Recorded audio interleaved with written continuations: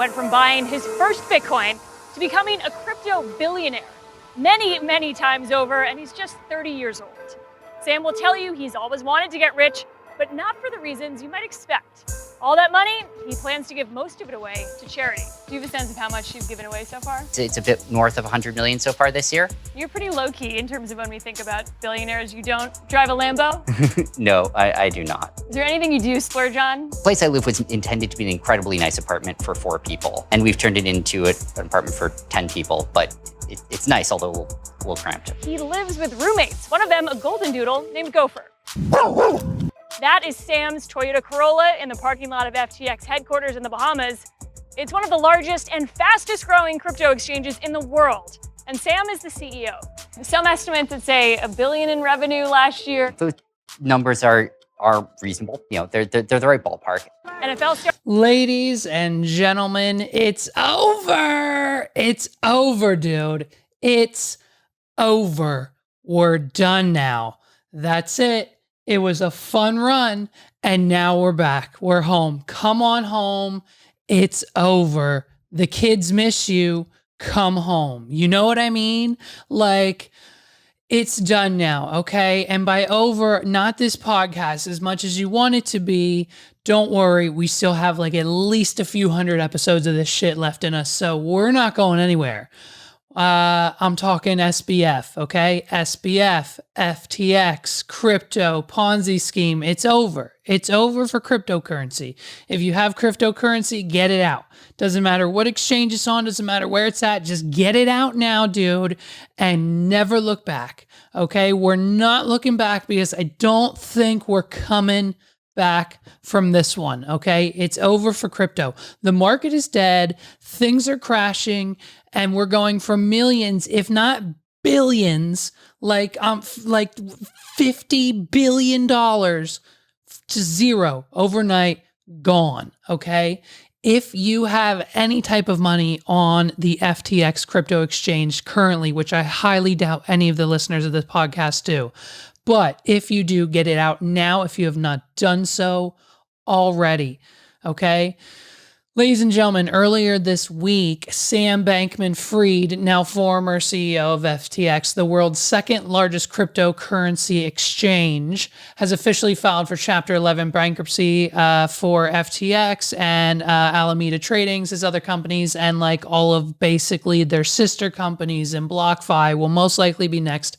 And everything else that is associated with them has been filed for Chapter 11 bankruptcy. Everything from $20 billion to zero real quick, okay? It's not good, guys. This shit's not good, okay?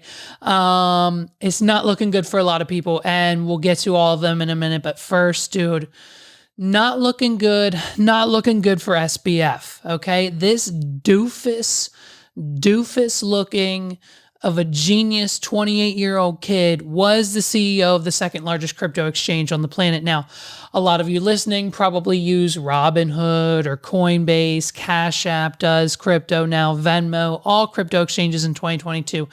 FTX was like the second biggest one. So if you're the bee's knees of crypto, if you're a serious crypto guy, you used FTX at one point, okay?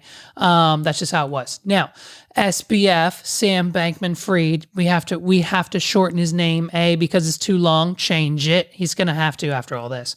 But, you know, obviously LOL, OMG, am I right? So SBF, here's the bit. He wanted to be a bit of a different company than everyone else, okay? That's what FTX promises.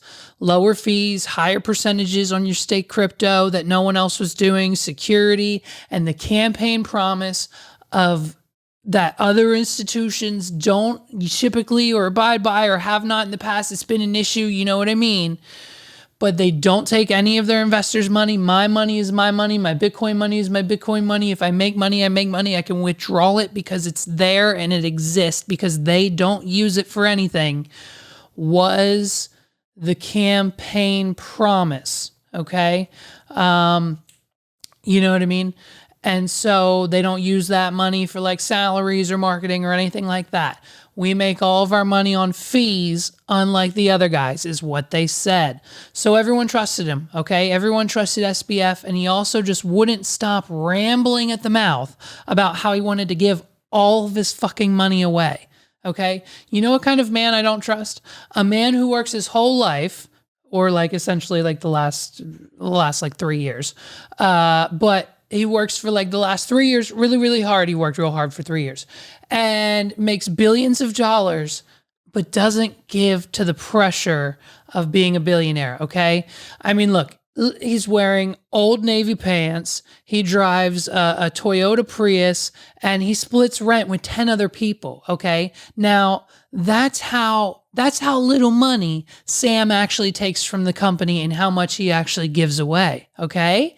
I mean, come on, guys. Like, if you think about it, how much are you paying for rent or mortgage right now, okay? Take that number, divide it by 10. Your life is now 10 times easier, okay? He's in the frickin', where is he living? He's living in a penthouse in the Bahamas. Tax haven. Okay, can someone say hashtag tax haven?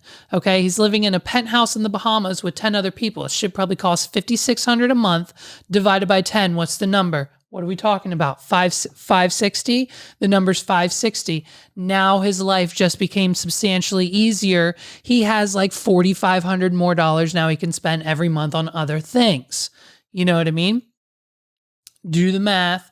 It's 2022, okay? It's the economy's in the shit, okay? And we need to think and live and work smarter, not harder. You know what I'm talking about? Take notes. And so all 10 of them were living in this penthouse in Miami together, and they're all fucking each other, by the way, if you didn't guess that. If you couldn't guess, just based off the looks of this man, who is SBF, the mastermind of it, this chick, who's his girlfriend, ex-girlfriend, current side lover thing, they're all in a polyamorous relationship. There's 10 of them in the house. There's another guy, and they're all living together and fucking each other. It's so strange. And so, you know what I mean? He gave it up for this chick. And so here's how deep this FTX fallout goes, okay? Beyond the crypto space, for example, the Golden State Warriors, no more sponsorship for them. No more sponsorship money. That was set to be at about, I think, $50 million a year for them. Gone. The Miami Heat, they had an arena. You know, the crypto.com arena in LA? Well, they had one in fucking Miami called the FTX Arena. That was a 19-year partnership with the Miami Heat that was set upwards of $135 million, 9 figures. $139 million. That deal? Dead. Hey, want to hear the fun part about the dead deal is that $2 million of that dollars each year would directly go to the Miami Heat. The other $90 million was set for the entire county of Miami to help directly stop poverty and gun violence. Poof. The money's gone. It will not be coming. And so, Formula One teams were sponsored. The MLB umpires wore FTX logos on their uniforms. And of course, we can't do this episode without mentioning the wonderful, sexy Tom Brady and his now ex-wife. The dude is having just a hell of a year. I think he's not doing great in football. Is he not doing great in football? He's not doing great in football. He's getting a divorce, and now his investments and sponsorships with FTX that were set to upwards of $150 to $250 million. Larry David is also a celebrity endorser for FTX. So Tom Brady, Giselle, and Larry David, amongst others, have also been named in a lawsuit. So they're being sued by FTX customers due to their involvement with the company via Super Bowl commercials and other fun videos that are online. So there was a Super Bowl commercial last year for FTX.com by crypto because Tom Brady, Giselle does it, the other guy does it, or Larry David, he doesn't want to, but it was to try to get old people to get on the FTX app and just you download it and buy crypto, of course. And so, you know what I mean? Tom Brady said to have lost upwards of 9 figures. Like we're talking 1.5 Joe Rogan, Spotify deals people. So, I mean, it's huge money. It's huge money, and they made it real money, but at the expense of everyone else's real money. Of course, Shaq was an investor who, of course, Shaq is an investor in fucking everything now. Also, Shaq thinks there's 2 moons, by the way. Shaq thinks there's 2 moons. He was a flat earther for a while. I think he's off that train. We've convinced him that the earth is round, but he still doesn't really understand how that works because Shaq thinks there's 2 moons. Okay? Do you understand? Like, I don't make this shit up anymore. Here's Shaq. Shaq's new theory. Ready? Here we go. Shaq has a brand new theory, and I think he's on to something with this one. I have a new theory. There's more than 1 moon. Oh, Yeah. no. Just let me tell you my theory. I like the it. other day I was I like it already. past Auburn, as a matter of fact. Yep. And the moon was on the left. And I'm keep Right. going straight, then making returns, and about 20 minutes later, the moon was behind me. That's because it was moving, fool. There's more than 1 moon. And then another Check, 45 please. seconds, the moon was on my right. It's more than 1 moon. I think he's right. I think he's on to something. I think I'm going to look into this a little further. I guess my only question would be, where does the second moon go? And if you saw another moon in a third position a few minutes later, is that the first moon, or is it all possible that there are now 3 moons? Perhaps infinite moons? Oh my God. How do we settle on the exact number of moons? You know what I mean? Like when can only... Yeah, we could. I mean, I feel like I only see 1 moon at a time, but I think there might be infinite moons now, and I think Shaq's onto it. Anyways, here's where it gets even deeper, right? SBF and FTX were the second largest campaign donations to Biden's campaign in the 2020 election. SPF and FTX, Sam Bankman-Fried, donated upwards of $40 million cash to the Democratic Party, and I think another $20 million to the Republicans, okay? And if you don't think a single person at the White House or a single person on Biden's campaign team said, hey, wait a minute, where did this money come from? Where did this 40 million come from? The magic box you said that has no market cap with made up numbers? Cool, that makes sense. Okay. At no point in time do I even think anyone will be held accountable here. Like we called all of this. Like all of this is happening at a time when the New York Post is saying the collapsed crypto exchange FTX and the collapsed crypto exchange FTX and its related businesses, Alameda Trading and a few others, could owe more than 1 million people and organizations, according to documents filed in bankruptcy court on Monday. All the while, Sam Bankman-Fried is on Twitter saying, hey, everything's okay, we're fine. You know what I mean? Check out Sam's Twitter account. And it's like, hey, don't worry, we've got money. Hey, don't worry, I've got it covered. Hey, don't worry, I'm worried now. Hey, I don't got it covered. Hey, we're bankrupt, was the order of things of unfolding on Sam's Twitter. It's hilarious. It's a tragedy unfolding and it's hilarious. And then oddly enough, you know what I mean? Something must have happened to those tweets that said, hey, I've got it, because they're not there anymore. And that's odd. You know what I mean? Like he tweeted, hey, I've got all the money. It's right here. And now that tweet's kind of gone. I don't know if Elon deleted it or what happened. Maybe we can ask Elon about it. But a few hours later, Sam announced the Chapter 11 bankruptcy. And I mean, the entire thing's insane. What's wild is that Sam was passionate about this shit the entire time, okay? He's passionate about this business, the crypto space. He spent time, sweat, tears, money, and just infinite amounts of amphetamine with his weirdo girlfriend, who was just lobbying Congress, telling them how awesome crypto exchanges were and how, just bringing up some good points. I mean, the man was smart. He's bringing up good points in court about, how traditional banking and financing is just not the way to do it. Okay, here's a clip. Last thing that I'll say is if you look at what precipitated some of the 2008 financial crisis, you saw a number of bilateral, bespoke, non-reported transactions happening between financial counterparties, which then got repackaged and re-leveraged again and again and again, such that no one knew how much risk was in that system until it all fell apart. If you compare that to what happens on FTX or other major cryptocurrency venues today, there's complete transparency about the full open interest. There's complete transparency about the positions that are held. There's a robust, consistent risk framework applied, and we're excited to work with the CFTC on our U.S. license and regulation. Didn't even have it written down. Yikes. Didn't even have it written down. He's gangster, dude, right? That was the shit, right? You know what I mean? Now you kind of trust him. You kind of believe him. You know what I mean? What's the problem here?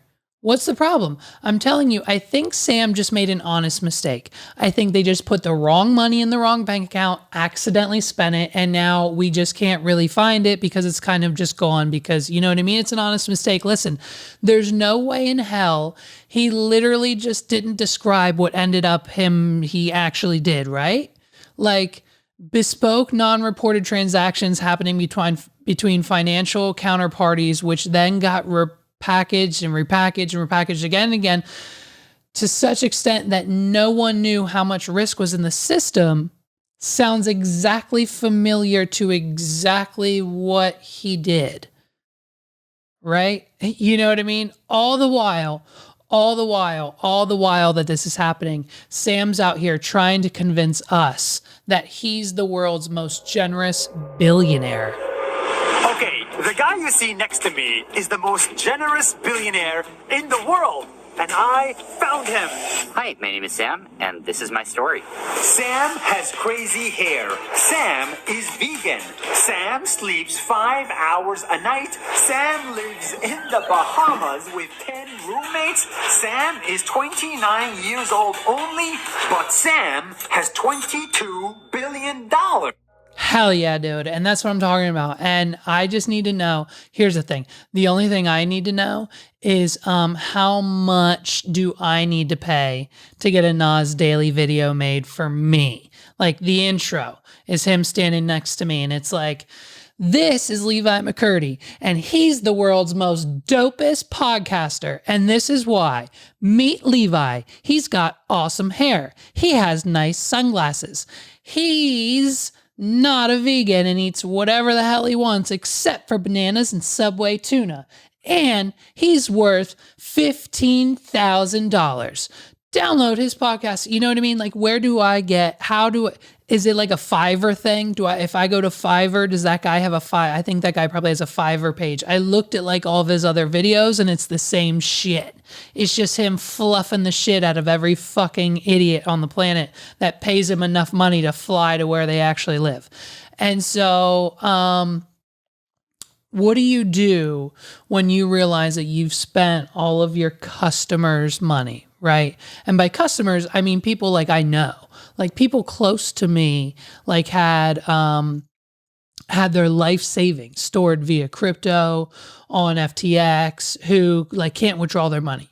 Like when millions of dollars are lost, like billions of lives are affected. Reverse that, billions of dollars lost, millions of lives affected. And that's exactly what we have here. So SBF's arch nemesis, CEO of Binance, comes in, right? And he's like the Doom. He's like Batman's kryptonite. Like they're arch enemies. They're always going head to head on Twitter. Binance coin's better. FTX tokens better, blah, blah, blah. They're both worthless now.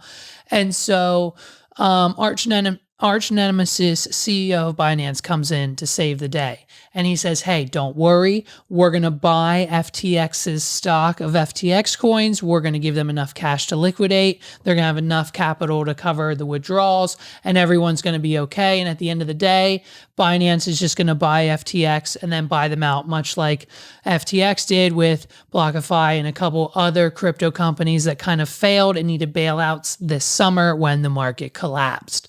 Okay, stick with me. So after about 12 minutes of due diligence inside of FTX books, the CEO and finance team of Binance was like, hey, you guys aren't really doing what you're supposed to be doing, and we don't want to be freaking involved when the FBI comes knocking, so we're out of here. So one tweet later says, Binance, we're not doing it anymore. So FTX is on their own. And so Sam was like, don't worry, guys, I got it. I'll find the money somehow. Okay.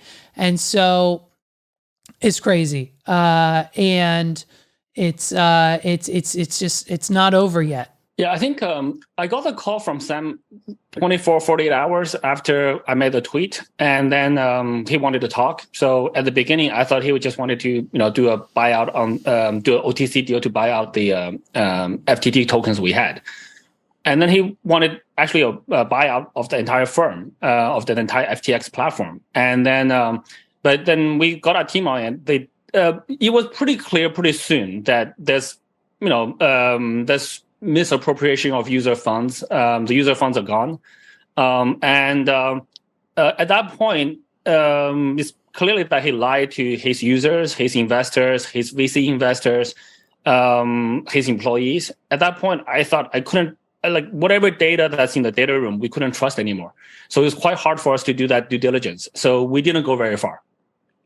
We've all seen his tweets now overnight. Do you think he understood what he was doing?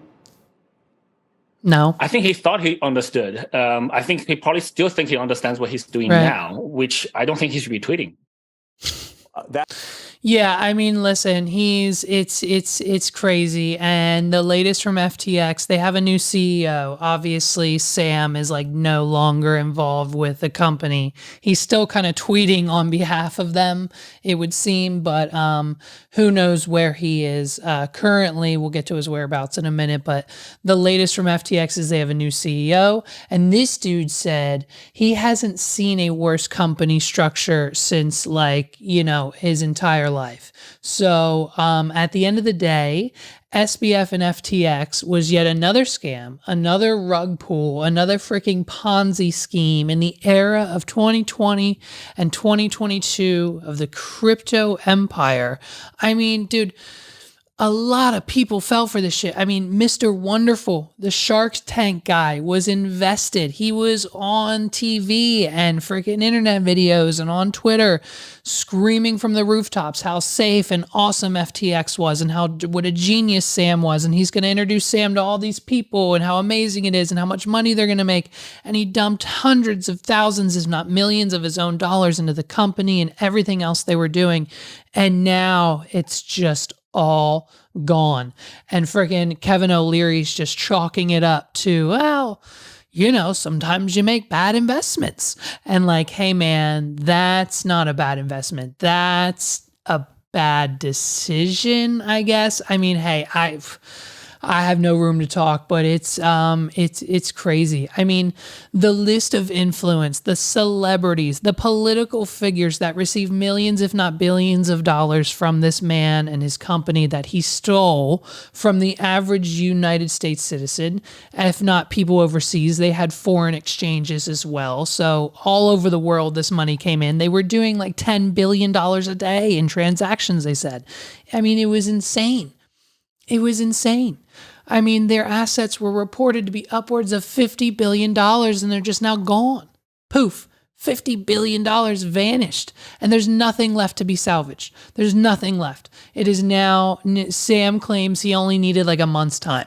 Sam says he only needs a month's time to, find the funds and recoup the funds and he'll have enough to cover all the withdrawals. And we don't think that's true. Obviously, it's not going to happen. And allegedly, like, the servers were hacked yesterday. They released like a semi-official statement, maybe saying that like $600 million is now missing. We most likely think it's probably Sam. Like $10 billion was reported missing. I mean, the list goes on and on. The story's not done. I mean, it doesn't stop there. So, I mean, it's crazy. There's like a private jet that flew from the Bahamas to Argentina. We think maybe Sam's on the run. We think maybe he fled there. And listen, if he did, that's the smart fucking thing I would have done. You liquidate all the cash you can get. You get as much cash as possible, whether it's 600 million, 40 million, a billion, the 10 billion that's missing, whether he has that or not, however much millions, fly to Argentina, live for $20 a day, and never show your face to anyone again. That's your master plan. That's exactly what you need to do. If you're Sam Bankman-Fried, or you're in this situation, whether you're one of his 10 fuck buddies or not, get as much cash as you can, fly to a country where they will not extradite you, and you will most likely be able to live in that country for $20 to $50 a day, and your millions will take you far. You never do anything again online in the crypto space. You make a fake Facebook profile and you live your life there. And that's it, dude. You never show your face again, and you'll have the best life, and you'll die happy, right? Because you'll eat meals every day. You'll be free. You'll have a decent house because you can buy one for a few $1,000s with all the money you have. And then just, dude, live low key off the grid, and you won't have to worry about anything. If SBF stays and he still pops his head up, if he comes back in this country, he's getting arrested. You know what I mean? $50 billion is now gone. Okay. I mean, the story doesn't stop. The story doesn't stop there, because not only is the money gone, even if you have your money held on like another exchange like Coinbase or Venmo or Cash App, or even on your own personal hardware like Ledger or whatever, crypto dudes are using to store their crypto hashtag, whatever you do, you know what I mean? I'm not that into it, but like, dude, because of this, the prices are now tanking, because you can't take $50 billion out of one industry and not have an economic collapse, okay? $50 billion is now missing from a specific chunk of the industry, where like the market cap for crypto went from like $1 trillion down to like 800 million, okay? It's not stopping there, okay? We've lost groundwork. The price of these stable coins have dropped thousands, like Bitcoin's down to 15, Ethereum's down to like almost under 1,000 a coin. And that hasn't been a thing since like, 2016, maybe 17. It's getting wild. People are losing money left and right. This collapse of this company is going to set crypto back by years.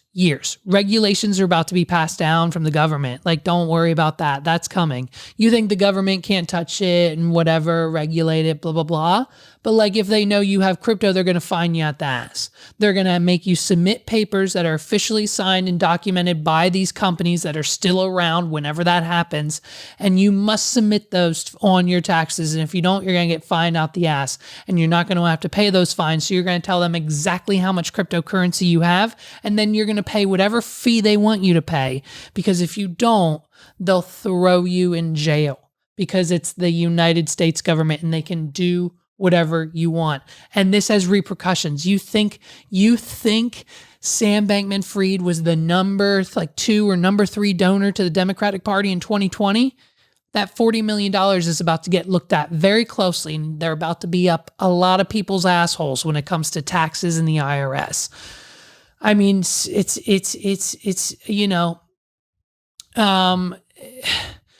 and of course, it's not just, us idiots who are losing out here. I mean, like Justin Bieber, poor JB. JB can't catch a break this year. I mean, thank God his wife is slamming, dude. I mean, Haley is a catch for sure. But like with his health, canceling the tour again, everything else going on, with the price of Ethereum crashing, that means NFTs are now worthless. Okay, Justin Bieber's Bored Ape NFT, whether he paid 1.3 million or they just made up that number and saying it was worth 1.3 million when they gave it to him, is now essentially worth $60,000 to $70,000, which is like the floor price and not where you want to be when it comes to the cost of your Bored Ape NFT. Hey, if your Bored Ape Yacht Club NFT is only worth 5 figures, jump off a bridge, dude. What's the fucking point? What's the point? If your NFT is only worth 5 figures, you don't get to sit at the table with the millionaires, okay? Like, ew, you're gross. Get away from us. Jump off a bridge. Like, bragging about having a Costco card to some chick at a baseball game is way sexy and way more appealing and way more beneficial to you in 2022.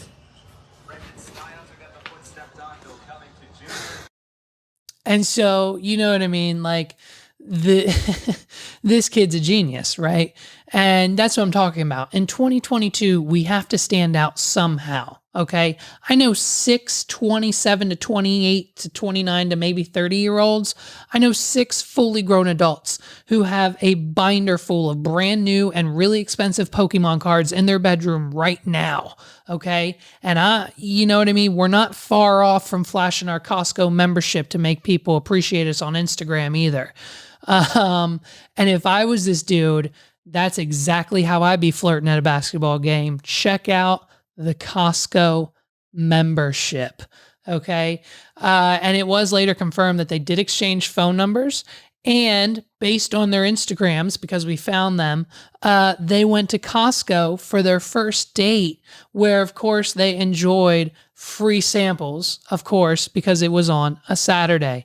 And dude, when I tell you that when we were kids, my father, he would come downstairs and he would wake us up. He'd say, come on, get up. We got to get ready, eat breakfast quick. We got to go. It's a big deal day, he would say. And so he's like, come on, we got to eat the cinnamon rolls. We go upstairs. We saw our little kitchen nook. We didn't actually have a full table to sit at because, whatever. And so we ate our cinnamon rolls out of the pouch, Pillsbury, of course. And, I'm sorry, Aldi brand. Sorry. Or bargain shopper or outlet, whatever we were shopping at that week that was cheapest or we had a coupon for, that's what we got. And so we were eating our cinnamon rolls. We're like, Dad, what's going on? Where are we going? What's going on? And he was like, yo, after you're done eating your breakfast, go get dressed, get ready. We're leaving in a few hours. We're going out for lunch.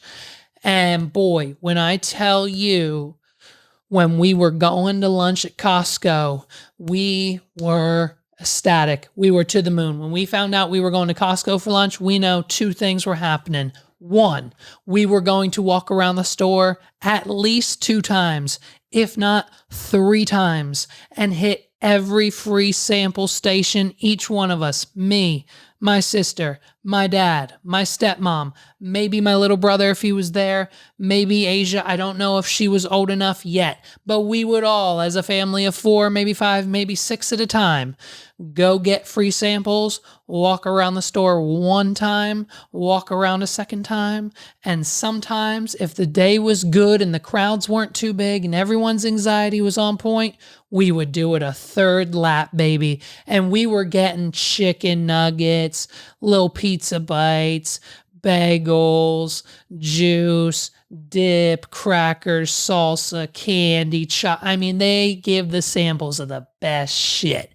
And then afterwards, sometimes Dad had budget to buy some things, so sometimes we had to wait in line, sometimes we didn't buy anything, and then we would just head straight to the cafeteria because the free samples was just everyone's appetizers first round. We would then all sit down and Dad would go to the cafeteria portion and he would order 1 chicken bake for $3.99 and 1 small soda for $1.50. And he would pay no more than like $5. And we would all sit there and we would each take a bite of the chicken bake. And then we would sit from the community soda and maybe have to get a refill, but that's okay because refills are free, baby. And so it was crazy because this one time, because we always had to share the chicken bakes, you know what I mean? And so this one time when we got a little bit older, one of the last times we went, and I think this was probably one of the last times we went to Costco as a family, one, because I don't think my dad could afford the membership anymore, but because one time we were there and my sister had the audacity to ask for her own chicken bake and her own soda. And then we were all supposed to share the rest. And so my dad was like, hey, you're part of this family. You don't get your own chicken bake. We're going to share it because you don't need a whole chicken bake, okay? Wasn't sure, whatever. And so like when they got home, like there were repercussions. Like he like grabbed my sister by the neck and took her to the basement. That's where our bedrooms were. And like I didn't see her for like a week and a half after that. And then like we never went back to Costco. But it's just a wild memory. You know what I mean? A wild time. But we've got one more update from this last week. Of course, SBF and FTX weren't the only people in the news and fucking with a lot of people's money. But we've got the latest over at Twitter from our good friend Elon, and he's claiming, listen to this, Elon's claiming, and employee reports kind of contradict it, but of course he says, well, they're wrong, of course. And so Elon's claiming that Twitter was spending $1.3 million a year, $400 per meal, per employee per day, multiple meals a day, breakfast, lunch, sometimes dinner. They would have a staff on hand to cook employee meals, and the employees did not have to pay for them. Okay. So like, hey, $1.3 million a year, gotta go. No more free employee meals, but you all have to come back to the office because you're not allowed to work from home anymore, okay? So, no more free lunches at Twitter. And I mean, it serves them right because I mean, they're greedy pigs, all of them. Like, listen, I never got free lunch from a company I worked for. Unless it was National Pizza Day, we could sometimes convince the boss to order us pizza. We'd have a little 15-minute pizza party, and then we'd all have to go back to work. So, like, no more free food at Twitter, okay? No more free food at Twitter HQ, even though you have to work in the office and not from home. And get ready for that because Twitter 2.0 is also coming. And Elon wants you to be aggressive and he wants you to be a freaking warrior for Twitter 2.0. And you've got until like, what's today? Yesterday. Yesterday was the deadline. You could either say, yeah, I'm on board with Elon Twitter 2.0 and I want to work for you and I'm going to stay here and I'm going to work 36 hours a day and freaking bust my ass and never go home and not have a life again and just be a slave to Elon Musk Twitter and probably take half a pay cut. Or you could take 3 months severance and get the fuck out and get ready because I think the majority of people are going to get the fuck out. And so, see you later, dude. You know what I mean? Like, we're giving Twitter until Christmas. I don't think analysts are predicting, and me and my friends don't think we're not going to be able to tweet Merry Christmas this year on Christmas Day. It's probably most likely the app might shut down in a few weeks. Like, this is how bad it's getting. You most likely won't be able to tweet the words Merry Christmas. And so, man, it's getting insane out there. And so here's the thing. Bottom line of this episode is stay safe, be smart with your money, do not take financial advice from any freaking YouTubers. Listen, half the YouTubers were slinging FTX too. There's a compilation of every single financial YouTube channel saying, get the link in my bio, get the link in my bio, ftx.com/my YouTube channel, link in my bio, like we all do, but except I do my due diligence, okay? And I actually test the products and use them, and I take Blue Chew too, so go to wadpod.com/blue for your first order of Blue Chew for free. Okay, $20 off, $5 shipping's all you got to pay, right? If you're Tom Brady, you're down bad. Listen, Tom Brady, I need Tom Brady to go to wadpod.com/blue. Like, that's what he needs right now. Because if he doesn't already have an endorsement from them, he should. And if he doesn't, he needs to go to wadpod.com/blue to get his first order free, Tom Brady. Because now he's on the market. He's got an ex-wife who's banging, by the way. And you know what I mean? So Tom Brady, go to wadpod.com/blue. And so like all these YouTubers were just like slinging FTX, telling us how good the app was and blah, blah, blah. Dude, my experience with cryptocurrency, I broke even. I got out like this year early before the crash, before the collapse. I lost a little bit of my profit in the beginning of the collapse, and I got out just in time. And I used the money to buy the ring for the girl. You know what I mean? So it's insane to me where I be. I think now, listen, my investments into cryptocurrency were upwards of 1, 2, 3, 4, 5 figures. I've invested over 5 figures in cryptocurrency. That's where my portfolio was at. And if it would still be in now, it would be downwards of 3 to 4 figures. Okay. Like not good for anybody. So I got out early. Thank God. Hopefully my friends, if you're still in, hold strong. I don't know how long, but I mean, if you can afford to get out, just get out, dude. Who knows where this shit's going? I mean, it's been an insane 2 years, but unfortunately, bottom line is I think it's done. I think the government is going to do everything in their power to shut down cryptocurrency or make it impossible to own or use or just make their own thing or do something, or I don't know. But as far as the prices go and everything happening with FTX and just Coinbase laying off half their staff and the NFT market's down and non-existent, like thank God I didn't invest in any of that shit. I mean, you know, some sucker spent 750 grand on a Bored Ape like just 6 months ago. And now it's worth like 15. You know, it's insane to me. But ladies and gentlemen, that's been this episode of the What Are We Doing podcast. I can't thank you all enough for listening. I can't thank our Patreons enough. I just checked them. And it is this week, Ariel, Tim, Justin, and Megan. Thank you guys so much for loving me over there. If you want to join them and be cool and support this podcast in our efforts, listen, you're already running up these episodes on Spotify. I'll say it again this week. We're at $6.38, which is another $1 up from last time, baby. So let's keep that train rolling. I like it. I like it a lot. Patreon.com/what are we doing is everywhere you need to be. It's only $1. Okay. So check that out. And you'll get all these episodes. Sometimes they're early. We've got bonus episodes on there that aren't on YouTube. Sometimes we'll release clips, or the older ones are up there as well. So you can catch all the Better Call Paul episodes, and just I think there's about 10 bonus episodes so far. So $1 to unlock all of that is insane to me, dude. But we've got Patreons paying way more than that just because they're awesome. So check us out, patreon.com/what are we doing. Just in time for the holidays. Listen, if you need gift ideas for your man, okay, ladies, here's the hard part, because they never tell you what you want for Christmas. And the hard part is, get it, figuring out what they want. It's not figuring out what they want, ladies. The hard part is figuring out what you want from the hard part. So you need to go to wadpod.com/blue, and you're going to get your man a subscription for Blue Chew and see how it changes your relationship. And you're going to get $20 off your first order and pay $5 only for shipping. And your first order is free, and he's going to keep getting it, and he's going to keep liking it, and he's going to keep chewing on it, because we are. And it's fantastic. And so that's why you need to go to wadpod.com/blue. Have fun like me and my friends do. A bunch of us are on it. A bunch of us are using it. A bunch of us have it because I get an email just about every other week saying that another person signed up at wadpod.com/blue.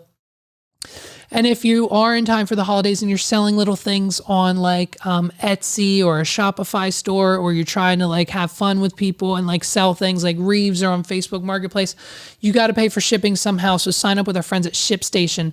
If you go to wadpod.com/ship, WAWD.com/SHIP, you'll get 30 days free, and I don't think a credit card is required. So sign up for ShipStation. It makes running an Etsy store and a Shopify store so much easier than going through things like the post office or Staples or whatever.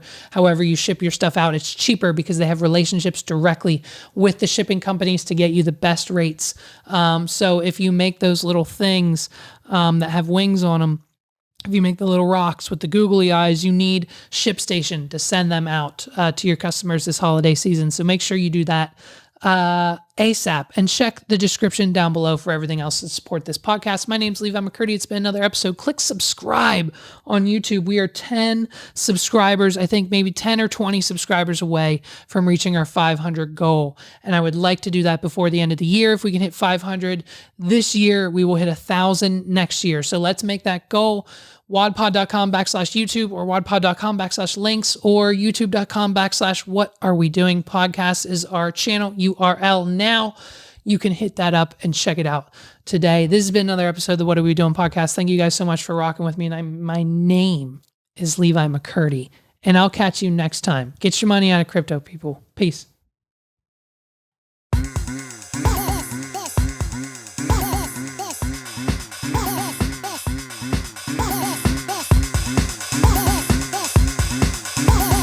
This is the What Are We Doing podcast.